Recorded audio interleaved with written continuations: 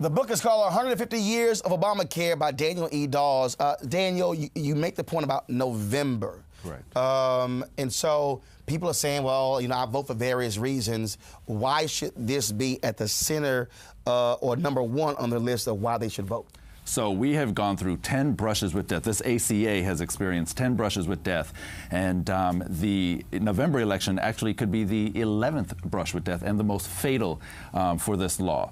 And that's why it's so important, because we know that the Supreme Court now has made it clear that in order to dismantle this law, you have to do so through the political process. And this November is really that last opportunity for them to do so. That's why it's so critical. It's really a matter when it comes down to it. I mean, notice you call it Obamacare. Yes. You talk about how it took. It's really the ACA, right? Yes. The Affordable Care Act. Right. Do you think that under any other name, or under any other president, this would have been a successful endeavor that would not have been challenged to the extent that it has been? I think it would have still been contentious, but not as contentious had it not been Obama that passed. So why, for people looking on, why are they so angry about the Affordable Care Act? What is it about it that the employers and different corporations have such an issue with? Mm-hmm. So, during the reform negotiations, opponents of this law were spending 7-to-1 what proponents could to get the truth out about the law.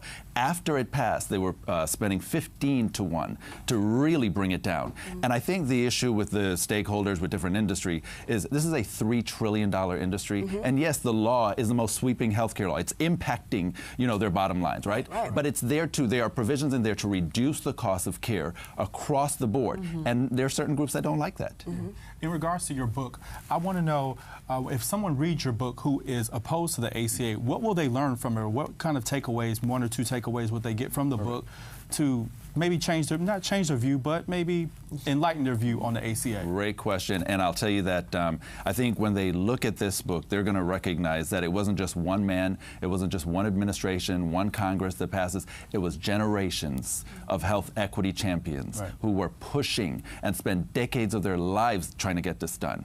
That is what I want folks to get. And the other piece of that is, you mentioned opioids and whites dying younger. Mental health is a huge issue. When President Obama says we've been trying this for 100 years, I'm actually saying the book that's not necessarily so. You're only focusing on the health insurance reforms. We've been trying to do this for 150 years when you include the independent campaigns around mental health reform, minority health reform, and then the universal health. So that is absolutely critical. If we had passed mental health reform 150 years ago, they passed it in Congress, but the president refused to sign it then. And then President Carter had to wait 125 years to get that done. And then we know Reagan came in 2 months later, dismantled or tried to repeal when he got into office. So if we had those mental health reforms, which are now included in Obamacare, can you imagine how much further we would be in terms of mental health, behavioral health equity? And what our community would look like. That's exactly right. Exactly. We wouldn't have this Jim Crow healthcare system in prison. Now, Daniel, I'm going to bring in a little Afrofuturism here, right? Let's say 150. Afrofuturism. It's my comic book thing. Here we go. He might have an afro in the future.